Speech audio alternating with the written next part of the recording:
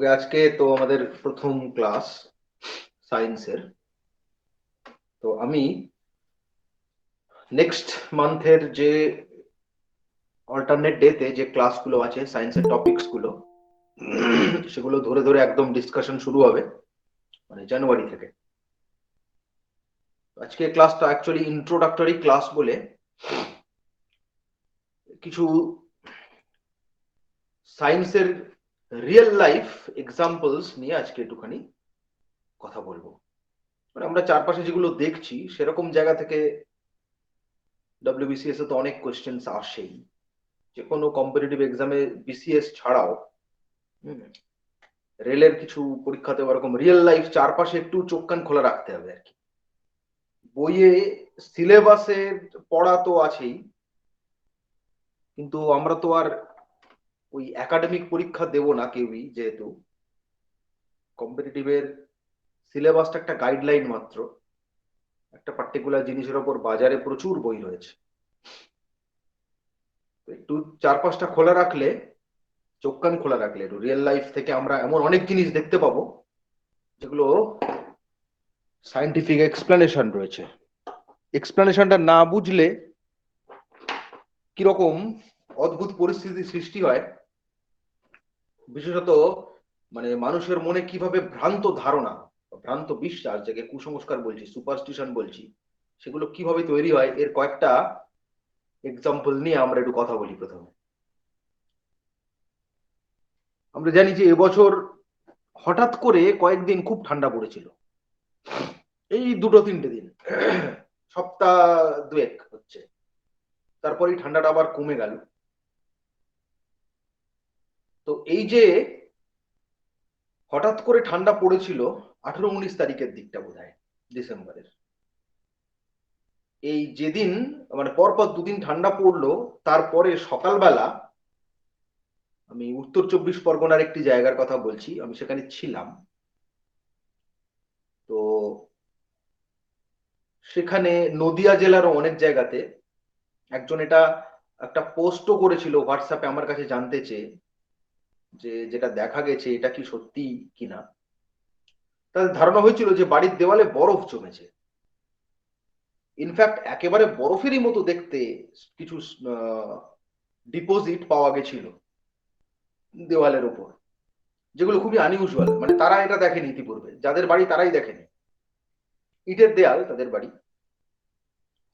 তো আমি যেখানে ছিলাম সেখানের কথা বলছি। আমাকে যখন বলা হলো যে বরফ পড়েছে, সকালবেলা দেখবে আসো, চলো দেখি দেয়ালে বরফ জমেছে, তো আমি তো ব্যাপারটা অবশ্যই মানে একেবারেই বিশ্বাস করিনি, কেননা খুব স্বাভাবিক, বিজ্ঞানের নলেজ যার আছে, সামান্য নলেজ, সেই জানে 0°C নিচে টেম্পারেচার না নামলে তো বরফ জমতে পারে না, আনলেস সাম ভ্যারিয়েবল প্রেশার কন্ডিশন।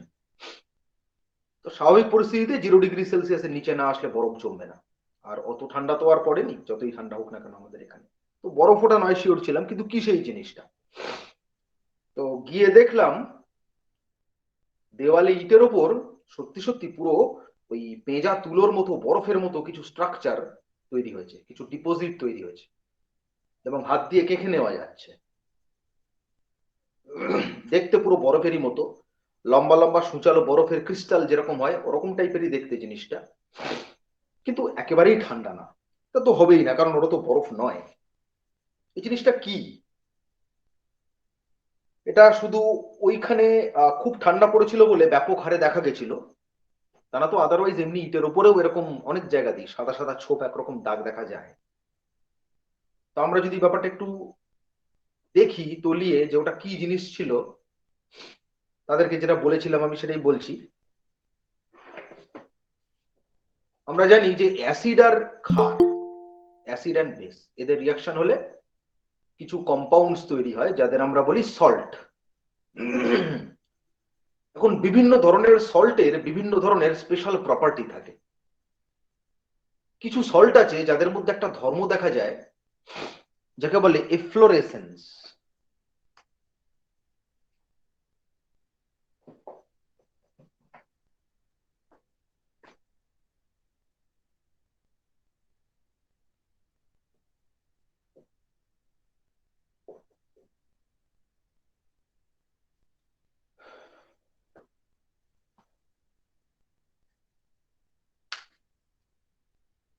এই যেসব সল্টের মধ্যে এই প্রপার্টিটা আছে, এফ্লোরেসেন্স দেখা যায়, সেই সল্ট গুলো কি হয় নর্মালি নেচারে ওর যে ক্রিস্টাল ফর্মে সল্টটা হয়তো কোনো অরিজিনালি নেই, ক্রিস্টাল ফর্মে নেই, কিন্তু ওর থেকে জলটা বেরিয়ে গিয়ে অনেক সময় সল্টের ডিপোজিশন দেখতে পাওয়া যায়। ইটের মধ্যে থাকে জিপসাম, ক্যালসিয়াম সালফেট, ইট, তারপরে বালির মধ্যেও কিছু কিছু ওষুধ হিসেবে থাকে। সিমেন্টের একটা প্রধান উপাদান এই জিনিসটা, এই জিপসাম।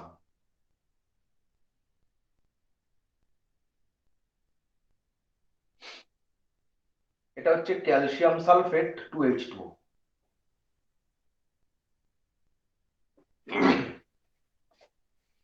এবার এই জিপসামটা কি হয়, ওটা তো মাটির মধ্যে এমনি আছে নন ক্রিস্টালাইন ফর্মে, কিন্তু খুব ঠান্ডায় কি হচ্ছে বাতাসের আর্দ্রতা অনেক কমে যায়। ঠান্ডা যত বাড়ে বাতাসের আর্দ্রতা কমে যায়, বাতাসটা তত ড্রাই হয়ে আসে, যে কারণে শীতকাল আমাদের চামড়া ফাটে। তো চামড়া ফেটে যায় কেন না, স্কিন থেকে জলটা বেরিয়ে যায় বাতাসে। একইভাবে ইটের উপরিভাগ থেকে জল বাতাসে বাষ্পায়িত হয়ে বেরিয়ে যেতে থাকে। জলটা বেরিয়ে গেলেই ক্যালসিয়াম সালফেট বা জিপসাম তার ক্রিস্টাল গুলো ওই ডিপোজিট আকারে ইটের উপর জমা হতে থাকে। যত বেশি জল বেরিয়ে যায় তত বেশি ক্যালসিয়াম সালফেট ইটের উপরে ক্রিস্টাল ফর্ম করে জমা হতে থাকে। অর্থাৎ এই জলটা যখন বেরিয়ে যাবে জিপসাম থেকে, তখন সাদা রঙের ক্যালসিয়াম সালফেটের ক্রিস্টাল গুলো জমা হতে দেখা যাবে। সুতরাং ওইগুলো ছিল জিপসামের ক্রিস্টাল, লম্বা সূচের মতো হয়, বরফেরই মতো স্ট্রাকচার, কিন্তু আদৌ ঠান্ডা নয়। এরকম চারপাশে অনেক ঘটনা আছে, অনেক জিনিস আছে যেগুলোর বিষয়ে না জানলে এরকমই ভুল ধারণা তৈরি হবে মানুষের মধ্যে।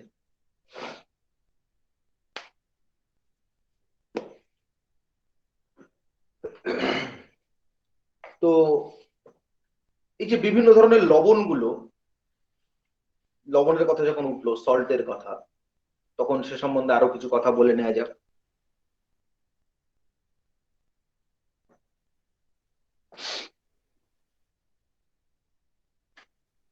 কিছু সল্ট আছে যাদের বলে হাইগ্রোস্কোপিক সল্ট।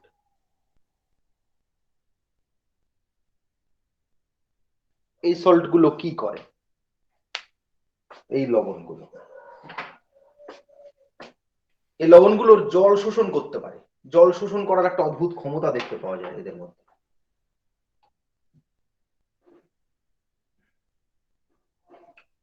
অর্থাৎ এই যে সল্ট গুলো, এরা আশপাশে বাতাস বা অন্য পদার্থের মধ্যে যে জলীয় বাষ্প আছে সেটাকে নিজেদের মধ্যে ধারণ করতে পারে, ক্যাপচার করতে পারে, শোষণ করতে পারে।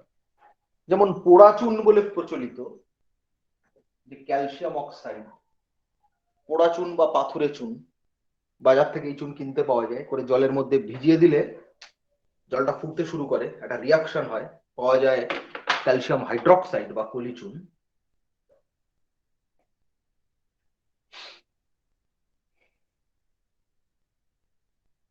এক সেকেন্ড বলছি। তো ক্যালসিয়াম অক্সাইডের জল শোষণের ক্ষমতা আছে। কিছু কিছু গ্যাস যেমন অ্যামোনিয়া, হাইড্রোজেন সালফাইড, এগুলো পরীক্ষাগারে তৈরির সময় ওর মধ্যে কিছুটা জলীয় বাষ্প মিশে থাকে। জলীয় বাষ্পটা অপসারণ করে গ্যাসটাকে শুষ্ক করতে হলে গ্যাসটাকে ক্যালসিয়াম অক্সাইডের মধ্যে দিয়ে পাঠানো হয়, স্তম্ভের মধ্যে দিয়ে পাঠালে কি হয়, গ্যাসের মধ্যে যে জলটা আছে বা জলীয় অংশটা আছে সেটা ওই ক্যালসিয়াম অক্সাইড শোষণ করে নেয়।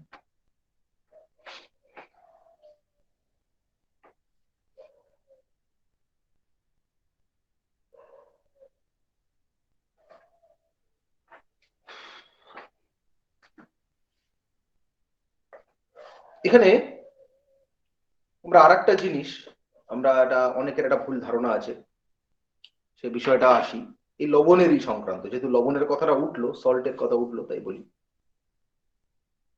এই যে খাওয়ার নুন, খাদ্য লবণ, আমরা অনেকেই দেখেছি বা লক্ষ্য করেছি যে বাজার থেকে খোলা যে নুন কিনতে পাওয়া যায়, সেটা বর্ষাকালে অনেক সময় গলে জল হয়ে যায় পাত্রে রাখা থাকলে। এর কারণ কি?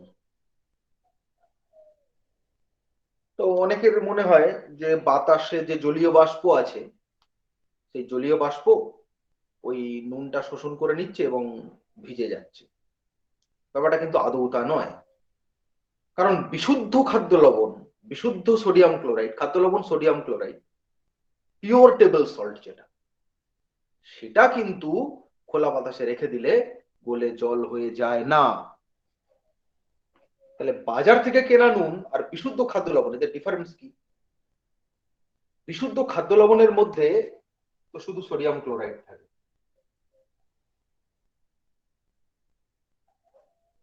শুধু NaCl।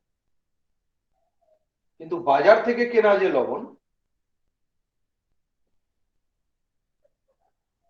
তাতে সোডিয়াম ক্লোরাইডের সঙ্গে calcium chloride, magnesium chloride, iron chloride ইত্যাদি অনেক অশুদ্ধ লবণ মিশে থাকে। লবণ সাধারণত সমুদ্রের জল থেকে তৈরি করা হয়। তো তৈরি করার সময় সমুদ্রের জলে অন্যান্য যে আরো বিভিন্ন লবণ আছে, সেগুলো অনেক সময় এর মধ্যে অশুদ্ধি হিসেবে থেকে যায়।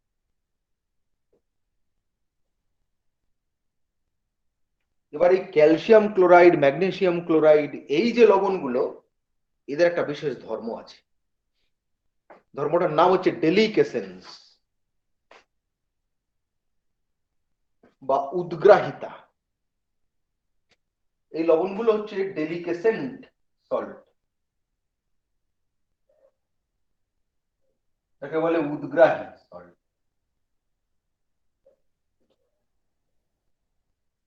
এই ধর্ম থাকলে কি হয়, যেসব সল্টের মধ্যে এই উদ্গ্রাহিতা ধর্ম আছে, সেই সব সল্ট গুলো কি করে,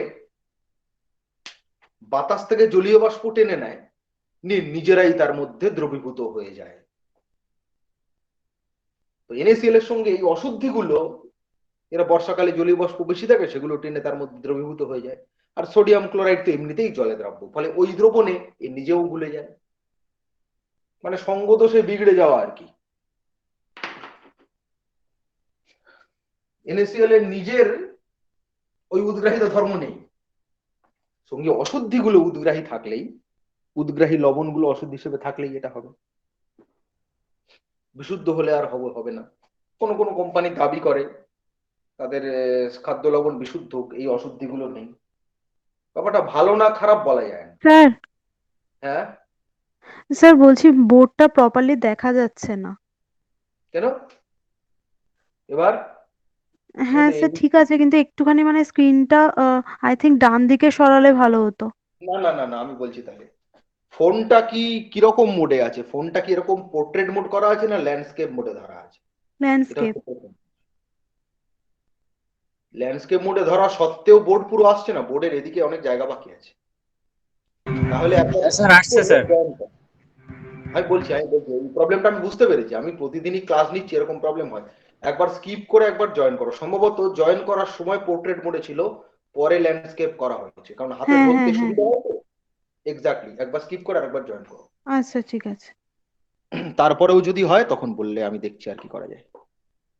এটা খুব কমন প্রবলেম, টেকনিক্যাল এরর, এটা গুগলের প্রবলেম। এটা এই প্রবলেমটা ওই ইয়েতে হয় না, মানে সব সব সফটওয়্যারে হয় না। আর একটা খুব কমন সব প্ল্যাটফর্ম হচ্ছে জুম, জুমে এই প্রবলেমটা নেই। এবার এসছে পুরোটা না একই প্রবলেম আছে?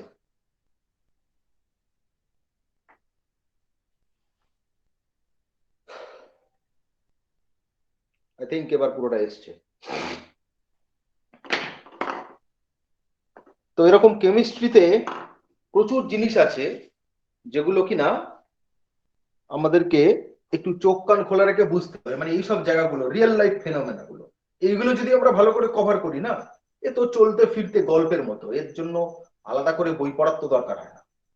একটা বিষয়ে জানলাম, যেটা আমি জানি না সেটা জেনে নেব, এই নলেজটা রাখলেই কিন্তু অনেকটা কাজ দেয়। এই মানে অ্যাটিটিউডটা রাখলে, আমি ট্রেনে যাচ্ছি, আমি গল্প করতে করতে যাচ্ছি, হঠাৎ একটা নতুন কথা কানে শুনলাম, দুজন আলোচনা করছি কি বিষয়টা আমি জানি না, এখন তো নেট অ্যাভেলেবেল, ইন্টারনেট, নেট খুলে জেনে নি। দুজন একটু কথা বলছে এমন একটা বিষয় নিয়ে, হয়তো শেয়ার নিয়ে কথা বলছে, শেয়ার মার্কেট বিষয় আমাদের কিছুই জানা নেই। ঠিক আছে, শেয়ার বিষয়ে তারা কি কথা বলছে একটু জেনে নি। কোনটা নেটটা ঘেটে নিই, এই অ্যাপ্রোচটা রাখতে হবে। এই সাইন্টিফিক অ্যাপ্রোচটা রাখলে অনেকটা কাজ হবে। মানে সিলেবাস তো একটা আছেই অবশ্যই, তো সেটাও ইনফ্যাক্ট নেটেই পাওয়া যায়, কিন্তু সিলেবাস ধরে ঠিক ছোটদের মতো পড়ার জায়গা আর বোধহয় নেই বিসিএস এ অ্যাটলিস্ট। তাছাড়া অন্য আরো অনেক বিষয় ইলাবোরেট পরে, যে মেন পরীক্ষার প্রস্তুতির জন্য তো অনেক কিছু পড়ার একটা হিউজ জায়গা আছে। প্রিলিমস এর জন্য শুধুমাত্র এই জেনারেল সায়েন্স পার্টটা লাগছে, তো এটাকে রিয়েল লাইফের সঙ্গে রিলেট করে নিলে অনেক সহজে ব্যাপারটা আয়ত্ত করা যায়। তো এই কেমিস্ট্রির যেমন দু তিনটে জিনিস নিয়ে বললাম, যেমন লবণ নিয়ে এরকম একটা কথা, এরকম আরো অনেক জিনিস চারপাশ থেকে জেনে নেওয়া যায়। যেমন এই যে কোন ফলে কি অ্যাসিড থাকে, আমি যে ফলটা খাচ্ছি আমি একটু নেট থেকে দেখে নিলাম যে এই ফলে কি কি অ্যাসিড আছে, এরকম এরকম ভাবে কিন্তু অনেক তথ্য নিজেই কালেক্ট করা যায়। এছাড়া আমি পড়াবো তো একটা তো নোট তো অবশ্যই দেবো, এবং যে কোনো বই কনসাল্ট করলে বিসিএস এর সেখানেও এ সম্বন্ধে অনেক নোটস তো আছেই, কিন্তু রেগুলার লাইফ থেকে জেনে নিলে সেটা ব্রেনে অনেক বেশি থাকে, অনেক বেশি সময় ধরে থাকে ব্রেনে সেটা।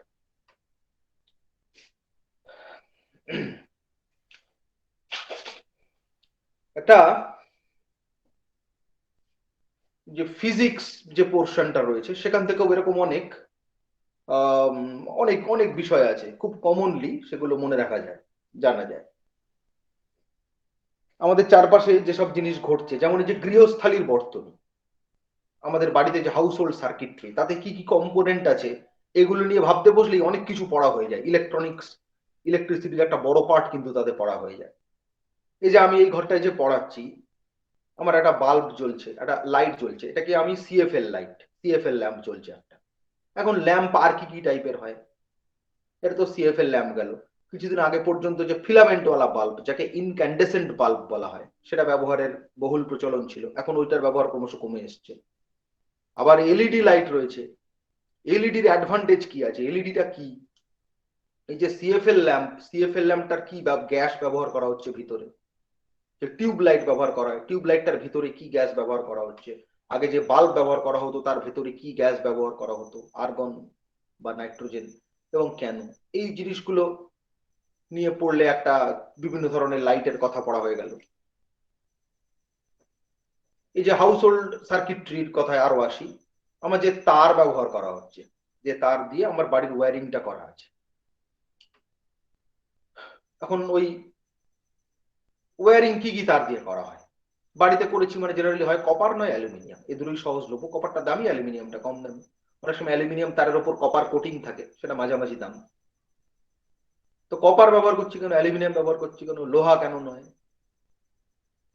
আর কি তার খুব ব্যবহার করলে আরো ভালো হতো, রূপো ব্যবহার করলে সবচেয়ে ভালো হতো কেন, কারণ রূপো সবচেয়ে ভালো কন্ডাক্টর, কিন্তু ওর দাম অনেক বেশি তাই ব্যবহার করা হয় না। দামি সার্কিটে রূপো ব্যবহার করা হয়, সিলভার ব্যবহার করা হয়। অর্থাৎ কোন তারের কি কি উপাদান এবং কেন ব্যবহার করছি। এই যে হিটার বাড়িতে ব্যবহার করি আমরা, বা হচ্ছে মানে সেটা রুম হিটার হতে পারে, বা সেটা ওই জল গরম করার যে কেটেল এখন অনেক বাড়িতেই ব্যবহার করা হয়। এছাড়া হট পট রয়েছে, তারপরে স্নানের জল টল গরম করার জন্য যে ইমার্শন রড, বা হচ্ছে আয়রন করি আমরা যে ইলেকট্রিক আয়রন, এর ভেতরে যে কয়েল, সেগুলো সব নাইক্রোম বলে একটা তার দিয়ে তৈরি করা হয়। এখন কেন নাইক্রোমটা চয়েস করা হয়েছে, ওটা কেন ভালো, বাল্বের ফিলামেন্ট বানাতে কেন টাংস্টেন ব্যবহার করা হয়, এই জিনিসগুলো এরকম রিয়েল লাইফ থেকে যদি আমরা ব্যাপারগুলো পড়ি, তাহলে ব্যাপারটা অনেক সহজ হবে মনে রাখাটা, এটা কেন ওটা কেন। আদারওয়াইজ বই থেকে যদি এরকম পর পর পর পর পড়ে যাই, এরকম মুশকিল সেটা। এই যে আমরা ফিজিক্স একটা খুব ইম্পর্টেন্ট টপিক রয়েছে হিট, তো হিট থেকে আমরা যে যখন পড়ছি, আমি চাইলে তো বই খুলে পড়তেই পারি, অনেক কিছু লেখা রয়েছে, অনেক বইতে অনেক কিছু আছে, 9-10 এর কত বই আছে, সিবিএসইর বই আছে, আইসিএসসি বিভিন্ন বোর্ডের অনেক বই আছে, প্লাস এমনি বিসিএস পরীক্ষার জন্য তো বই ভর্তি বাজারে পাওয়া যায়। প্রিলিমিনারিস এর বই কিনলে হাজার হাজার কোশ্চেন কিনতে পাওয়া যায়, নেটে পাওয়া যায়, ফ্রিতে প্রচুর পাওয়া যায় প্রশ্ন। কিন্তু আমি যদি এরকম ভাবে পড়ি যে আমি রিয়েল লাইফের সঙ্গে যদি রিলেট করে করে পড়ি, এই যে সকালবেলা আমরা চা খাই, কেউ র চা খাচ্ছি বা লিকার চা, কেউ দুধ চা খাচ্ছি, একটু খেয়াল করলে দেখা যাবে যে ওই লিকার চা দুধ চার চেয়ে বেশিক্ষণ গরম থাকে। দুধ চার চাইতে লিকার চা গরম চায় চুমুক দিতে গেলে জিভ পুড়ে যাওয়ার সম্ভাবনা বেশি থাকে। মানে একই পরিমাণ গরম করা হয়েছে সেরকম চায়ের মধ্যে তুলনা করছি, আমি লিকার চা হালকা গরম করে রেখেছি আর দুধ চাটা ফুটিয়েছি, দুটোর মধ্যে তুলনা করলে তো আর হবে না। মোটামুটি লিকার চা দুধ চার চেয়ে বেশি সময় ধরে চুলায়, বেশিক্ষণ গরম থাকে। কেন যদি এখন জিজ্ঞেস করা হয়, কারণ জলের আপেক্ষিক তাপ বেশি, এই জায়গা থেকে ব্যাপারটা আসছে। যার আপেক্ষিক তাপ যত বেশি সে ঠান্ডা হতে তত বেশি সময় নেয়, সে গরম হতেও তত বেশি সময় নেয়। এরকম রিয়েল লাইফ থেকে এই যে বিষয়টা জানলাম যে জলের আপেক্ষিক তাপ বেশি, তার জন্য লিকার চাটা জুড়োতে বেশি দেরি হয়, দুধ চায় দুধ আছে তাড়াতাড়ি জুড়িয়ে যায়। তার কোথায় কোথায় এরকম ঘটনা ঘটে, এই যে সেঁক দেওয়ার জন্য আমরা যে বোতল ব্যবহার করি বা সেঁক দেওয়ার যে ব্যাগ, ফোমেন্টেশন ব্যাগ, তার ভেতরে তরল হিসেবে জল নেওয়া হয়, কারণটা একই, জল বেশিক্ষণ গরম থাকে। এই যে সমুদ্র বায়ু স্থল বায়ু হয়, যদিও ব্যাপারটা জিওগ্রাফির ব্যাপার, কিন্তু ওটা আসছে সম্পূর্ণ এই জলের আপেক্ষিক তাপ বেশি এইখান থেকে। দিনের বেলা কি হয়, সমুদ্রের পাশে যে ডাঙা বা স্থলভাগ সেটা বেশি গরম হয়ে যাচ্ছে, কারণ তার আপেক্ষিক তাপ কম। আর জলের আপেক্ষিক তাপ অনেক বেশি, জল গরম হতে অনেক টাইম লাগে। অর্থাৎ রোদ ওঠার খানিকক্ষণ পরে স্থলভাগটা অনেক গরম আর সমুদ্রটা ঠান্ডা থাকে, যে কারণে দিনের বেলা সমুদ্রে জলে চান করতে নামলে বেশ আরাম বোধ হয়, জলটা ঠান্ডা ঠান্ডা। তা ওই যে জলটা, ঠান্ডার জলের সংস্পর্শে যে বাতাস আছে সেটা ভারী, আর ডাঙার সংস্পর্শে যে বাতাস সেটা হালকা, হালকা বা হালকা জিনিস উপরে উঠে যায়। তাহলে সমুদ্র থেকে তখন ভারী বাতাসটা স্থলভাগের দিকে ছুটে আসে। যদি আমরা ব্যাপারটা স্কেচ করি, সিম্পলি এরকম হয়ে গেল, এটা হচ্ছে আমার ল্যান্ড, এটা হচ্ছে আমার সি, এরকম ডায়াগ্রামেটিক্যালি মনে রাখবো। ল্যান্ডটা দিনের বেলা, কি দিনের বেলা মানে সূর্য দেখাচ্ছি, এটা হট, গরম হয়ে যাচ্ছে তাই এখান থেকে বাতাস উপরে উঠে যায়। সমুদ্রে এখানে কোল্ড, বাতাস ভারী, উপরে উঠে যায় না। তাহলে এইখানে যে আংশিক শূন্যস্থান তৈরি হলো বাতাস উঠে দিয়ে, সেই শূন্যস্থান পূরণ করার জন্য ঠান্ডা বাতাস সমুদ্র থেকে স্থলভাগের দিকে ছুটে আসছে। একে আমরা কি বলছি, সমুদ্র বায়ু বা সি ব্রিজ।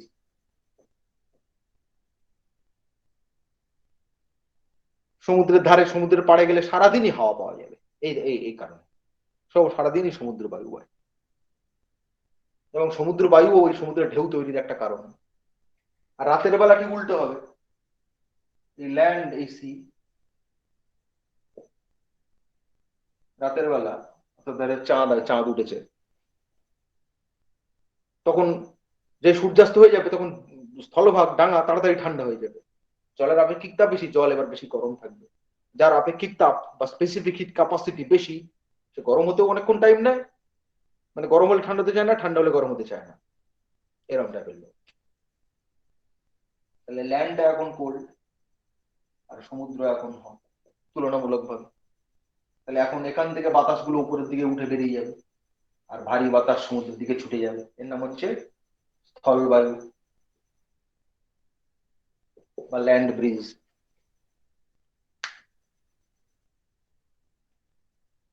অর্থাৎ সমুদ্র বায়ু বা স্থলবায়ু, ল্যান্ড ব্রিজ, সি ব্রিজ তৈরির প্রধান কারণই হচ্ছে এই জিনিসটা, যে জলের স্পেসিফিক হিট সবচেয়ে বেশি, জলের আপেক্ষিক তাপ সবচেয়ে বেশি।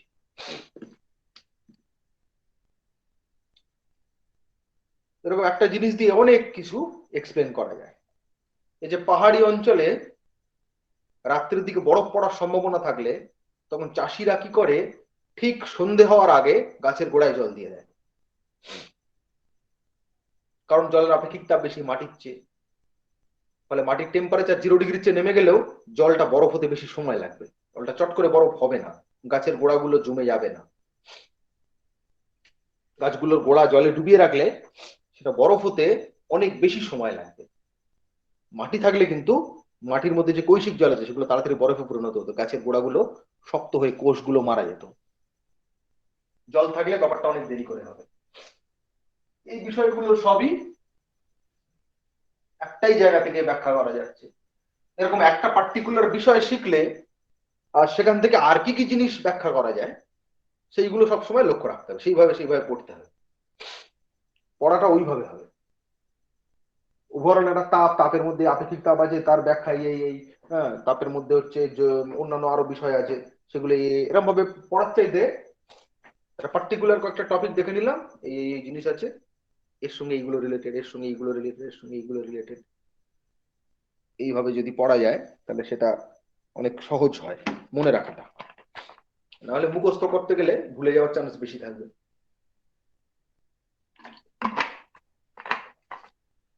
ওরকম বায়োলজির দিকে যদি ঢুকি, বায়োলজিতে কিছু কিছু জিনিস আছে যেগুলো বেশ ইম্পর্টেন্ট, কিন্তু মনে রাখতে একটু সমস্যার সৃষ্টি হয়। তো আমরা কিছু কিছু ক্ষেত্রে বায়োলজিতে লিস্ট টাইপের জিনিস অনেক বেশি আছে, বিভিন্ন লিস্ট। তো কিছু কিছু জিনিস আমরা ওই নেমোনিকের সাহায্যে মনে রাখতে পারি, বেশ সুবিধা হয়। তো আমরা দু একটা এরকম যদি উদাহরণ দেখি, এই আগের দিনই একটা পড়াচ্ছিলাম এটা নিয়ে।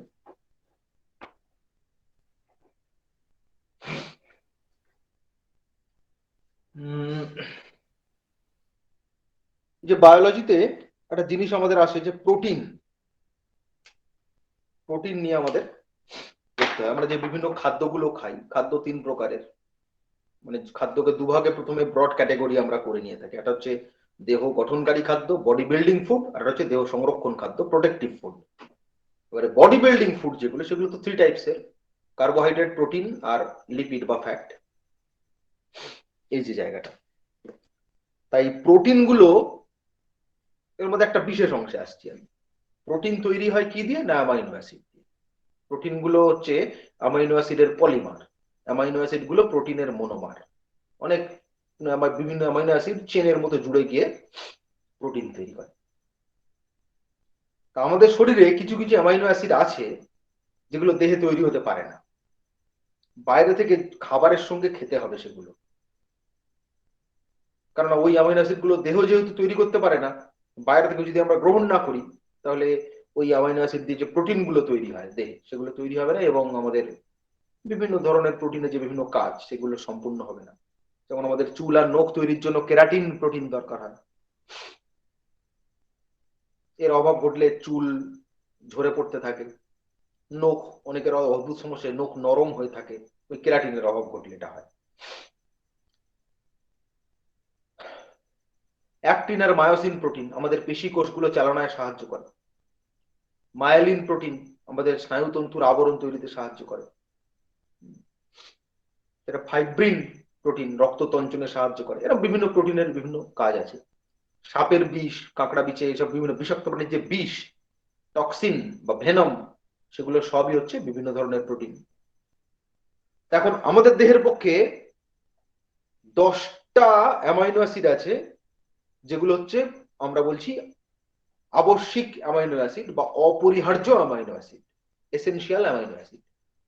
এদের নামগুলো আলাদা আলাদা করে মনে রাখাটা একটু টাফ, কিন্তু আমি যদি একটা শব্দবন্ধ মনে রাখি, একটা বাক্যবন্ধ, শব্দবন্ধ না, একটা নেমোনিক সেন্টেন্স মনে রাখি এবং একটা গল্প মনে রাখি, তাহলে ওই 10টা অ্যামাইনো অ্যাসিডের নাম খুব সহজে মনে রাখা যায়। যেমন একটা উদাহরণ দিয়ে বলি, আমি মনে করছি অ্যান্ড্রু হিল বলে একজন লোক আছে, অ্যান্ড্রু হিল তার নাম। সে কোনো পলিসি মার্কেটিং করে, যেমন এলআইসি আছে না, লাইফ ইন্স্যুরেন্স, ওরকম বিভিন্ন কোনো ইন্স্যুরেন্স পলিসি মার্কেটিং করে লোক। এখন লোকটা, ওই অ্যান্ড্রু হিল, আমি গল্পটা এরকম ভাবে ভাবছি যে অ্যান্ড্রু হিল লোকটা একটা রিসেন্টলি একটা পলিসি মার্কেটেড করেছে, মানে বাজারজাত করেছে, বিক্রি করতে পেরেছে। করে সে হচ্ছে তার একটা কোনো মানে নিজস্ব গাড়িতে করে বেড়াতে যাচ্ছে, তার টিভি চলছে, এরকম একটা দৃশ্য আমি মনে করছি। ঠিক আছে, টিভি দেখতে দেখতে সে কোথাও বেড়াতে যাচ্ছে। ব্যাপারটা যদি আমরা একটা সেন্টেন্সের মাধ্যমে করি, এরকম ভাবে মনে করছি যে অ্যান্ড্রু হিল, লেখাটা একটুখানি ভাবতে হবে কি করে খেয়াল করব। Andrew Hill marketed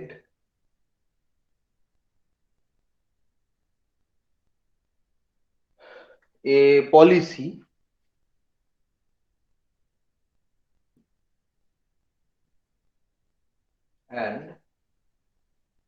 traveled in his car এরকম টাইপের একটা মনে করে নিলে, watching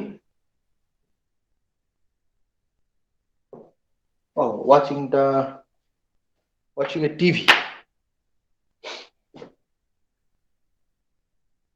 এটা ওয়াচিং লিখছি না, এখানে লিখছি।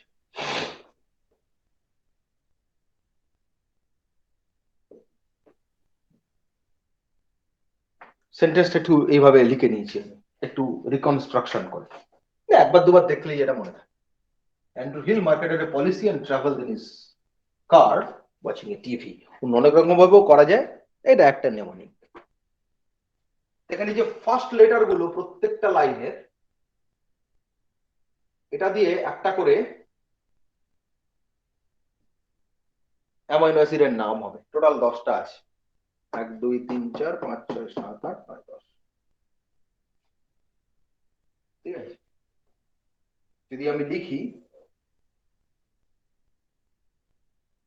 এইভাবে, আগে 10টা দাগ দিয়ে নিই, 5 6 7 8 9 10। তো শুরু করছি আর্জিনিন দিয়ে।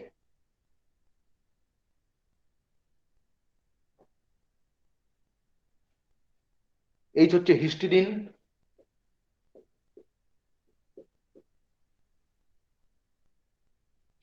আই হচ্ছে isoleucine,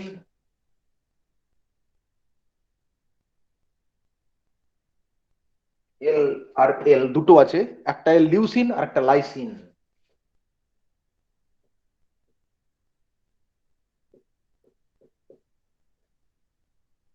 M methyl alanine,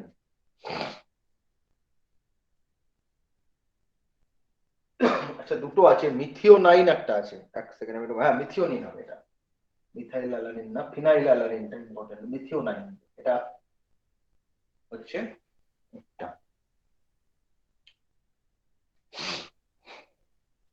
P for হচ্ছে ফিনাইল অ্যালানিন।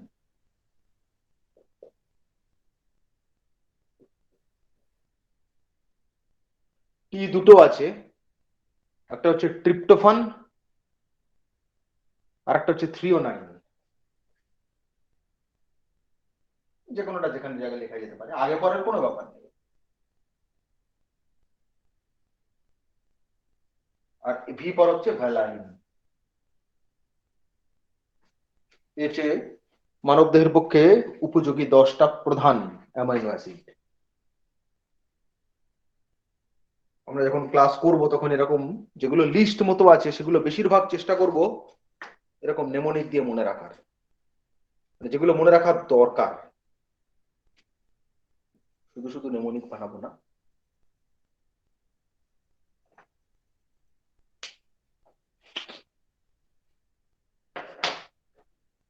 তো বায়োলজি এবং সায়েন্সের আরো অনেক জায়গা, কেমিস্ট্রিতেও অনেক লিস্ট আছে, যেমন হচ্ছে ইলেকট্রোস্ট্যাটিক সিরিজ, এরকম নেমোনিক দিয়ে মনে রাখা যায়। অনেক জিনিস আছে যেগুলো নেমোনিকের সাহায্যে মনে রাখলে, একবার এইভাবে পড়ে নিলে জিনিসটা মানে আর মুখস্থ করারই দরকার হবে না, কারণ তখন আমি তো শুধু এই বাক্য বন্ধনা মনে রাখবো। আর সবসময় একটা কতগুলো নামের লিস্ট মনে করার চাইতে একটা মিনিংফুল সেন্টেন্স মনে রাখা কিন্তু অনেক সহজ, এটা মনে রাখতে হবে।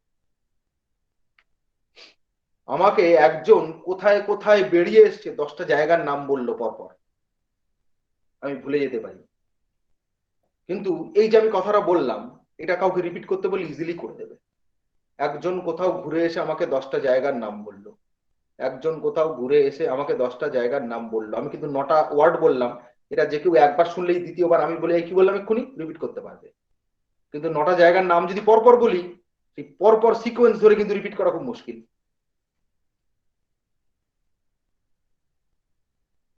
তো যে কোনো মিনিংফুল সেন্টেন্স দিয়ে এরকম নেমোনিক তৈরি করলে, এবং নিজে চেষ্টা করে অনেক তৈরি করা যায়।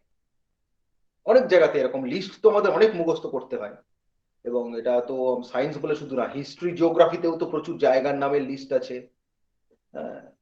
এই যে যেমন জিওগ্রাফিতে একটা পার্ট রয়েছে, এটা খুবই ইম্পর্টেন্ট, এখান থেকে একটা কোশ্চেন তো মোটামুটি সিওর শর্ট যে কোনো কম্পিটিটিভ এক্সামে আসে। সেটা হচ্ছে ভারতের ওই যে প্রোটেক্টেড প্লেস গুলো রয়েছে, অর্থাৎ সংরক্ষিত অরণ্য, বা অভয়ারণ্য মানে স্যাংচুয়ারি অথবা ন্যাশনাল পার্ক জাতীয় উদ্যান, বা যে বায়োস্ফিয়ার রিজার্ভ ভারতের যেগুলো রয়েছে, বা পশ্চিমবঙ্গের যে যে বায়োস্ফিয়ার রিজার্ভ এবং ওই ন্যাশনাল পার্ক এগুলো রয়েছে, তাদের যে নাম, কোনটা কোন ভারতের ক্ষেত্রে আসলে জেনারেলি কোনটা কোন রাজ্যে এটা আসে, আর পশ্চিমবঙ্গে আসলে কোনটা কোন জেলায় এটা আসে। পশ্চিমবঙ্গে এটা মনে রাখা সহজ, কারণ পশ্চিমবঙ্গে খুব বেশি জাতীয় উদ্যান বা হচ্ছে অভয়ারণ্য নেই। মেনলি কয়েকটাই আছে, সেগুলো হচ্ছে আমাদের উত্তরবঙ্গে, কিন্তু ভারতে তো অনেক আছে। তার এরকম নেমনিক আছে, বেশ মজার মজার, সেগুলো এরকম মনে রাখলে খুব সহজে এগুলো মেমোরাইজ করা যায়, কারণ আলাদা করে এগুলোর নাম মুখস্থ রাখা বেশ টাফ।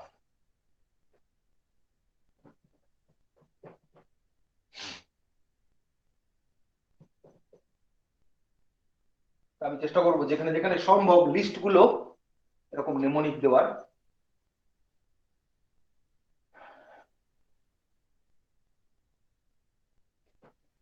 আমি একজন ইংলিশ টিউটরকে চিনতাম, তার সঙ্গে আমার পরিচয় ছিল একটা সময়।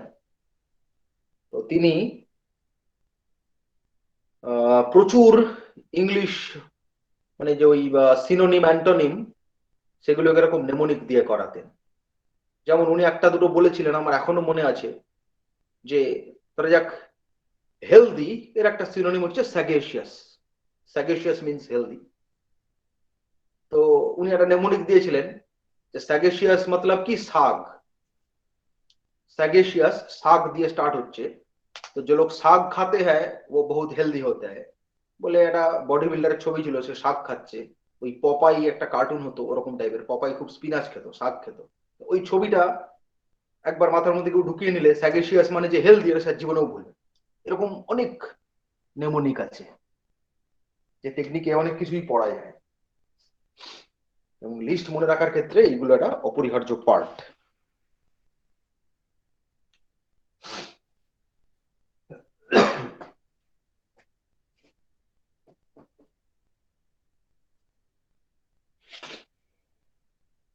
তো আজকে কোনো পার্টিকুলার টপিক নিয়ে শুরু করছি না, নেক্সট মান্থ থেকে তো হবে, শুরুতেই যেটা বললাম। তো আমি একটুখানি যে কথা বলে নিই জাস্ট একটু, কারোর কোনো যদি এখনো তো কিছু আমি পড়ানো শুরুই করিনি, কিন্তু তার মানে তো এই নয় যে কেউ কিছু পড়েনি। এখানে সবাই যারাই এখানে প্ল্যাটফর্মে আছে কিছু না কিছু সবারই জানা আছে। একেবারে না জেনে শুনে কেউ কোনো তো পরীক্ষা দিতে চলে আসে না, 9-10 লেভেল তো একটা সবারই কভার করা। তো পার্টিকুলার কোনো বিষয়ে কারোর যদি কিছু জানবার থাকে সেটা নিয়ে একটু ডিসকাস করা যেতে পারে। আদারওয়াইজ আজকে 1 ঘন্টা টাইমের মধ্যে তো কোনো টপিক শুরু করলে শেষ করা যাবে না, ফলে কোনো টপিক স্টার্ট করছি না। এমনি কোনো বিষয় নিয়ে বা কারোর ইন্টারেস্ট আছে যে এটা বললে ভালো হয়, সেরকম কোনো সাজেশন পেলে সেটুকু বলতে পারি, মিনিট 20 সময় আছে হাতে এখনো। যে কোনো এনিথিং, সায়েন্সের যে কোনো পার্ট, ফিজিক্স কেমিস্ট্রি বায়োলজি, কোনো আননোন পার্ট থাকলে সেটা নিয়ে একটু বলা যেতে পারে আজকে। স্যার হ্যাঁ। স্যার সিলেবাসটা একবার ডিসকাস করে দিলে খুব ভালো হয় স্যার। আচ্ছা, বিসিএস এর সিলেবাস এটা আমি তো ক্লাস নেব, তো আমি প্রিন্টেড ফরম্যাটে পিডিএফ করা আছে, আমি দিয়ে দেবো টোটালি। ঠিক আছে, বলে মানে সায়েন্সের কি কি পার্ট আছে, কোন কোন টপিক, মূলত আমরা চ্যাপ্টার এবং টপিক ওয়াইজ করা আছে ওইটা। হ্যাঁ, ওটা আমি ওই গ্রুপে শেয়ার করে দেবো, না স্যারই দিয়ে দেবেন ওটা। এমনি ওভারঅল দেখতে গেলে ফিজিক্সের মধ্যে মেনলি 4টে পোর্শন খুব ইম্পর্টেন্ট পড়া, মানে যেখান থেকে কোশ্চেন্স আছে, আমি লাস্ট কয়েক বছরের ট্রেন্ড দেখে বলছি আর কি, ট্রেন্ড অ্যানালিসিস থেকে বলছি। এটা হচ্ছে ফিজিক্সের দুটো তো কমন পোর্শন সব পরীক্ষাতে আসে, এটা হচ্ছে কারেন্ট আর একটা হচ্ছে লাইট। এই দুটো পার্ট তো আছেই। এছাড়া যেগুলো থাকে যেসব পার্ট থেকে, তার মধ্যে একটা এনার্জির পার্ট থেকে বেশ কিছু কোশ্চেন্স থাকে, মানে বিভিন্ন এনার্জি যে কনভার্সন, এই যে ইলেকট্রিক্যাল এনার্জি কোন কোন এনার্জি থেকে পাওয়া যায়, যেমন কেমিক্যাল এনার্জি থেকে ইলেকট্রিক এনার্জি পাওয়া যায়, ব্যাটারি গুলো সব তাই করে। সোলার এনার্জি থেকে ইলেকট্রিক্যাল এনার্জি, তারপর থার্মাল এনার্জি থেকে ইলেকট্রিক্যাল এনার্জি, এই যে পার্ট গুলো, ইলেকট্রিক্যাল এনার্জি অন্য কোন কোন এনার্জিতে কনভার্ট হয়, এনার্জি কনভার্সনের জায়গাগুলো একটা ইম্পর্টেন্ট পার্ট।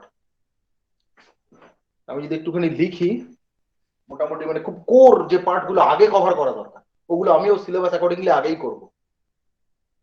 হচ্ছে ফিজিক্সের মধ্যে এই পার্টগুলো এটা হচ্ছে বললাম যে কারেন্ট, লাইট, এনার্জি,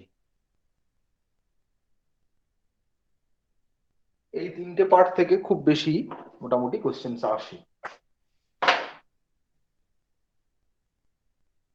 আচ্ছা,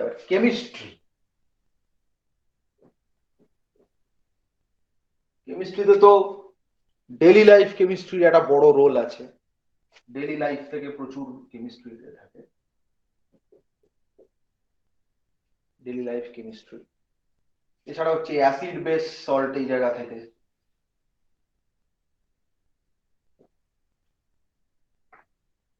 আর হচ্ছে আমি একটু দেখে বলি ট্রেন্ডটা।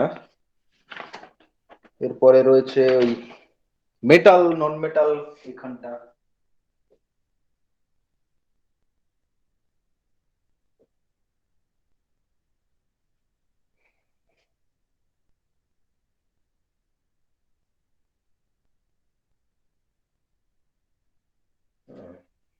এর মধ্যে অনেক কিছুই আছে মেটাল নন মেটালস এর মধ্যে। এছাড়া হচ্ছে ইলেকট্রোলাইসিস, এখান থেকে কোশ্চেন আসে ইলেকট্রোলাইসিস।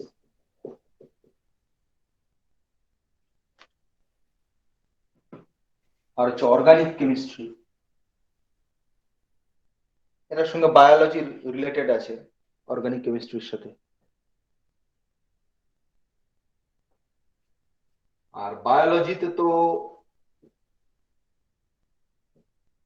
বটানির পার্ট থেকে খুব একটা বেশি কিছু আসে না, মেনলি ফিজিওলজি আর জুলজি পোর্শনটা বেশি ইম্পর্টেন্ট এর মধ্যে। মানে যদি আমরা ওরকম ভাবে ক্লাসিফাই করে নাও ভাবি, ইন জেনারেল ভাবি বায়োলজিটাকে,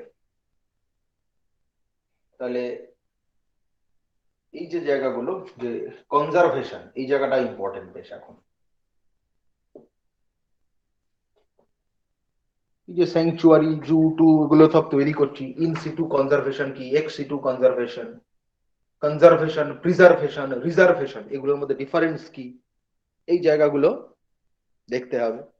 ন্যাশনাল পার্ক স্যাংচুয়ারি গুলো এখানে পড়ছে, এটা বায়োলজি জিওগ্রাফির কমন পার্ট চলে আছে, কিন্তু এনভায়রনমেন্টাল সায়েন্সের মধ্যে পড়ছে ব্যাপারটা, আমরা বায়োলজির মধ্যেই ধরে নিচ্ছি। এটা খুব ইম্পর্টেন্ট পোর্শন, এখানে অনেক কিছু পড়ার আছে। এছাড়া জেনারেল বায়োলজির মধ্যে ফুড আসছে, ফুড রিলেটেড যা কিছু আছে, অর্থাৎ আমরা যেগুলো খাচ্ছি সেগুলো ফুড, কিন্তু সায়েন্সের টার্মসে দেখতে গেলে যা খাচ্ছি সবই কিন্তু ফুড না। তো কোনগুলো ফুড বলবো, কোনগুলো ফুড নয়, কোনগুলো ফুড অ্যাডাল্টারেট, কোনগুলো ফুড অ্যাডিটিভ, কোনগুলো ফুড প্রিজারভেটিভ, এই জায়গাগুলো নিয়ে একটা বড় ডিসকাশনের পার্ট রয়েছে। কার্বোহাইড্রেট, প্রোটিন, ফ্যাট, এদের যে রোলস, ভিটামিন, মিনারেল, এ সমস্ত এর মধ্যে আসছে, ফুডের মধ্যে চলে আসছে।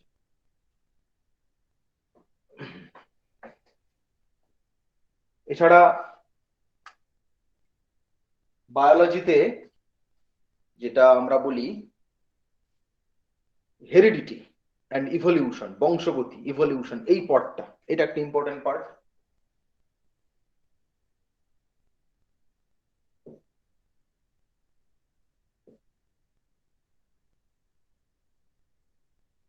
হেরিডিটি, বংশগতির মধ্যে অনেক কিছু রয়েছে। স্বাভাবিক হেরিডিটি, ন্যাচারাল হেরিডিটি কি, কিছু কিছু ডিজিজ আছে যেগুলো হেরিডিটি থেকে আসে, যেমন হচ্ছে এই যে রংকানা বা বর্ণান্ধতা, কালার ব্লাইন্ডনেস, এটা একটা হেরিডিটারি ডিজিজ। এই যে মাথায় যে টাক পড়ে যেটা মানুষের, এটা একটা হেরিডিটারি। এটা আবার মেল পপুলেশনের মধ্যে বেশি দেখা যায়, ফিমেল পপুলেশনের মধ্যে প্রায় দেখাই যায় না। এগুলো কেন, এই জায়গাগুলো চেকার বোর্ডের সাহায্যে যে মেন্ডেলের যে এক্সপেরিমেন্টস গুলো ছিল হেরিডিটি রিলেটেড, মটর গাছ নিয়ে, গিনিপিগ নিয়ে, হেরিডিটির মেন্ডেলের যে লস ছিল সেগুলোর এক্সেপশন কি কি, এই পার্টগুলো হেরিডিটির মধ্যে আসছে। এই হেরিডিটির সম্বন্ধে যে আমাদের যে নলেজ, যেটা খুব ইম্পর্টেন্ট, এই নলেজটাকে কাজে লাগিয়ে আমরা হাইব্রিডাইজেশন করেছি। তো বিভিন্ন যে আমাদের যে ফুড প্রডিউস, এগ্রিকালচারাল প্রডিউস, তাদের হাইব্রিডাইজেশন গুলো, যেমন হাইব্রিড রাইস, হাইব্রিড যে কোনো প্রোডাক্ট, হাইব্রিড হুইট, এছাড়া বর্তমানে অনেক ফ্রুটস আছে তাদেরও হাইব্রিডাইজেশন করা হয়েছে, সেই জায়গাগুলো নিয়ে একটা পড়ার জায়গা আছে। সেটা বায়োলজিক্যালি ট্রান্সফার্ড কিছু শাকসবজি আছে, তাদের কোনো কোনোটা আমাদের পক্ষে বেশ হার্মফুল, সেগুলো পড়তে হবে। অ্যানিমালদের অনেক হাইব্রিড আছে, এই যে পোলট্রি, এই যে ব্রয়লার, এই যে বিভিন্ন মুরগি বলছি, এগুলো সব তো বিভিন্ন ধরনের হাইব্রিড কোয়ালিটি। আর হাইব্রিডের হেরিডিটির সঙ্গে রিলেটেড হচ্ছে ইভলিউশন। দীর্ঘদিন ধরে হেরিডিটি চলতে চলতে মানুষের এবং অন্যান্য প্রাণী তাদের মধ্যে হেরিডিটারি যে প্রপার্টি, বংশগতির যে বৈশিষ্ট্য, সেগুলো পাল্টে যায়, সেটাই হচ্ছে ইভলিউশন। কেউ কেউ বলছেন পাল্টে যাওয়াটা স্লোলি ঘটে, যেমন ল্যামার্ক। কেউ বলছেন পাল্টে যাওয়াটা ন্যাচারাল সিলেকশনের মাধ্যমে ঘটে, ডারউইন। আবার কেউ বলছেন ওটা কোনো কিছুর জন্য দায়ী না, হঠাৎ করে ঘটে, সাডেন চেঞ্জ হয়, মিউটেশন। হুগো দ্য ভ্রিস বলছেন। এই যে বিভিন্ন যে থিওরি গুলো, ইভলিউশনের থিওরি, ইভলিউশনের সঙ্গে সঙ্গে আসে অ্যাডাপ্টেশন। অ্যাডাপ্টেশনটা আমি ইভলিউশনের মধ্যেই ধরছি, যে জেরোফাইটিক অ্যাডাপ্টেশন কি, বিভিন্ন প্ল্যান্ট বিভিন্ন জায়গায় কিরকম অ্যাডাপ্ট করে, বিভিন্ন অ্যানিমাল তাদের যে অ্যাডাপ্টেশন। আমরা যে মানুষেরা, আমাদের তো যে আরবিসি, সেগুলো ভেতরে নিউক্লিয়াস থাকে না, কিন্তু ক্যামেল, উট, উটেদের আরবিসিতে নিউক্লিয়াস থাকে কেন? এই যে জায়গাগুলো ইভলিউশনের ব্যাপার। এই যে নাকের পাতা আমরা তো বন্ধ করতে পারি না, কিন্তু উটেরা পারে, কেননা ওদের বিভিন্ন ধরনের জেরোফাইটিক ওদের ঘটেছে। মানে মরু অঞ্চলে থাকার জন্য বিভিন্নভাবে অভিযোজন ঘটেছে ওদের। এই যে বিষয়গুলো, বিভিন্ন প্ল্যান্ট, বিভিন্ন অ্যানিমাল, তিমিদের কেন ফ্লিপার থাকে, এই সমস্ত বিষয়গুলো সবের মধ্যে আসছে। বায়োলজির মধ্যে মোটামুটি এই তিনটে ব্রড করেছি আর কি, যেখান থেকে কোশ্চেন গুলো বেশি আসে দেখেছি। ট্রেন্ড সেট করে আমি ব্রড ক্যাটেগরি এগুলো পেয়েছি।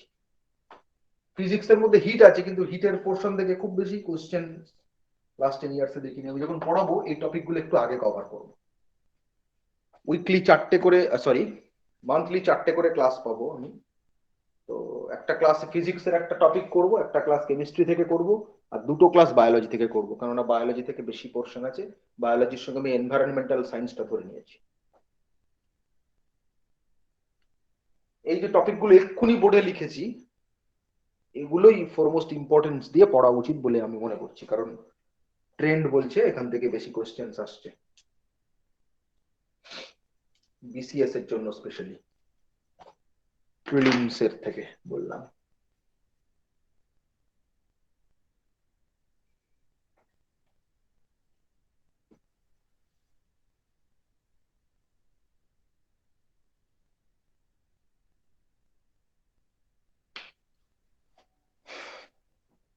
তো আজকে মোটামুটি আর আর কোনো কিছু জিজ্ঞাসা থাকলে শুনে নি।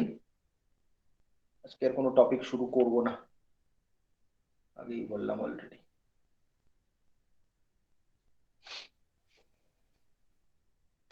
জানুয়ারি মাসের ফার্স্ট উইক থেকে আমরা একদম পুরো দামে শুরু করে দেবো ক্লাস।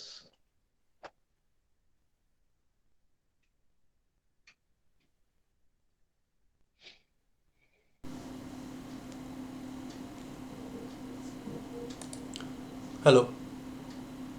হ্যাঁ শুনছি, আজি। হ্যাঁ, স্টুডেন্টদেরকে বলছি স্যার, যদি কারোর কোনো হ্যাঁ কোয়ারিজ থাকে তোমরা প্লিজ স্যারের কাছে করে নাও। আজকে জাস্ট জেনারেল একটা ইন্ট্রোডাকশন স্যার দিলেন, আর এরপর থেকে স্যার যেমন বললেন ফার্স্ট উইক থেকে যেমন যেমন তোমাদের রুটিন কালকে দিয়ে দিয়েছি, আমি প্রিন্টেড ফর্মে দিয়ে দেবো, কিন্তু পুরোপুরি যেমন যেমন বলেছি তেমন তেমনই ক্লাস হবে। স্যার যেমন নিজেও বললেন যে ভেরি ফার্স্ট উইকে হবে ফিজিক্স, দেন বায়োলজি সেকেন্ড উইকে, থার্ড উইকে আবার কেমিস্ট্রি, অ্যান্ড ফোর্থ উইকে বায়োলজি, তাই তো স্যার? হ্যাঁ তো এই রকম গতিতে, যেহেতু বায়োলজির পোর্শনটা একটু বেশি রয়েছে, তো সেই রকম গতিতে চলতে থাকবে। তাই তোমাদের যদি কোনো কোয়ারিজ থাকে, যেহেতু সায়েন্স নিয়ে অনেক একটা আনপ্রেডিক্টেবল জায়গা বিসিএস এর ক্ষেত্রে বেশি করে, তো সেক্ষেত্রে কীভাবে একদম। পড়তে পারে তোমাদের এই কনফিডেন্সটা গ্রো করবে, বা তোমাদের যদি কারোর দুর্বলতা থাকে, কারণ তোমাদের মধ্যে এক দুজনের সায়েন্স ব্যাকগ্রাউন্ড আছে, প্রত্যেকের কি সায়েন্স ব্যাকগ্রাউন্ড? যাই হোক, যদি না থেকে থাকে তাহলে তোমাদের ডাউটসগুলো ক্লিয়ার করে নাও, এবং ভয় যদি জায়গাগুলো কী করে ওভারকাম করবে, স্যারের সাথে কথা বলে নাও শুরুতেই। তার কারণ সেটা না করতে পারলে তোমরা মুশকিলে পড়বে নিজেরাই। তো স্যার যখন আজকে ফ্রি রয়েছেন, কারণ অন্যদিন তো তোমাদের পুরোপুরি টপিক নিয়ে আলোচনা করবেন, নিশ্চয়ই স্যার তখনও বলে দেবেন। তবুও আজকে যা যা কোয়ারিজ রয়েছে তোমরা ফ্র্যাঙ্কলি স্যারের কাছ থেকে জিজ্ঞাসা করে নিতে পারো, ঠিক আছে? আজকে জাস্ট জেনারেল একটা ইন্ট্রোডাকশন সায়েন্সের ক্লাস নিচ্ছেন স্যার, ঠিক আছে? সুস্মিতা, সৌরভ, শুভম, সম্রাট, রূপালী, নয়না, ধৃতি, ছোটন, বিশ্বজিৎ, তোমার প্রত্যেককে বলছি তোমরা স্যারের সাথে ডাইরেক্ট কথা বলে নাও, ঠিক আছে? আজকে কিন্তু ফ্রিতে মানে ফ্রিলি কথা বলে নিতে পারো স্যারের সাথে।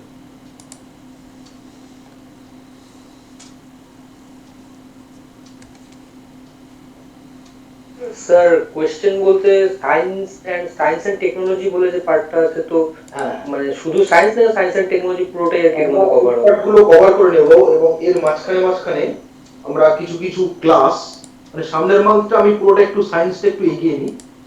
আর সায়েন্স আর টেকনোলজির মধ্যে যেমন দু একটা বলি টেকনোলজি কিরকম আসে, যেমন রোবোটিক্স, ন্যানো টেকনোলজি, তারপর মাইক্রোবায়োলজি, এই যে পার্টগুলো, হুম।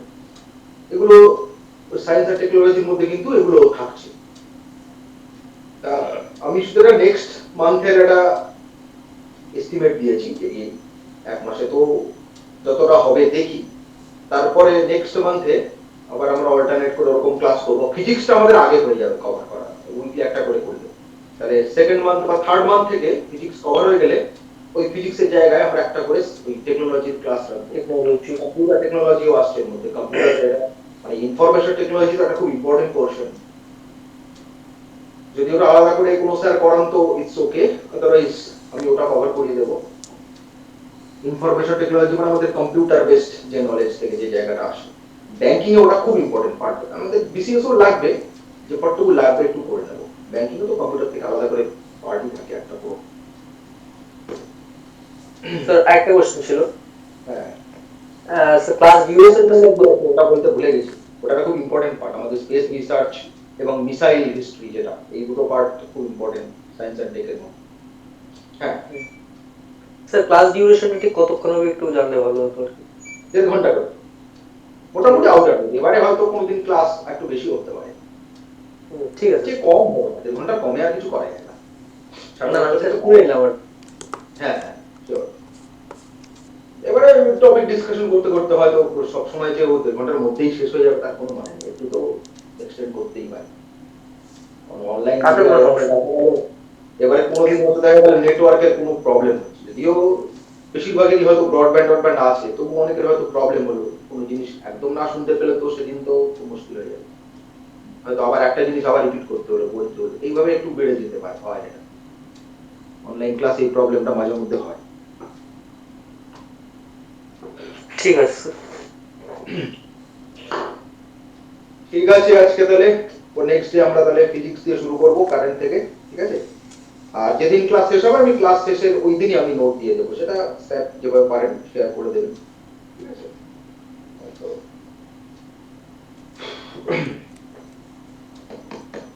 ওকে, এবং কিছু স্যাম্পল কোশ্চেন্স ওই ক্লাসের দিনই বা তারপরের দিনের মধ্যে ওটা সবাই পেয়ে যাবে। ওকে, তাহলে কারো কোনো ঠিক আছে। কোশ্চেন নেই তো? শুভম, সৌরভ, আমি আবার লাস্ট বলে দিচ্ছি, শুভম, সৌরভ, ধৃতি, ছোটন, বিশ্বজিৎ, নয়না, রূপালী, সম্রাট, কারো কোনো কোশ্চেন নেই তো? সুস্মিতা, কারো কোনো কোয়ারিজ নেই তো যারা অলরেডি ক্লাসে রয়েছো? আমি স্যার জিজ্ঞেস করে নিলাম অলরেডি, ওকে, সৌরভ স্যার। হ্যাঁ হ্যাঁ, বাদ বাকি লোকজন কারো কোনো কোয়ারিজ নেই তো? না স্যার। ওকে ফাইন, হ্যাঁ স্যার, ঠিক আছে স্যার। ঠিক আছে, ঠিক আছে।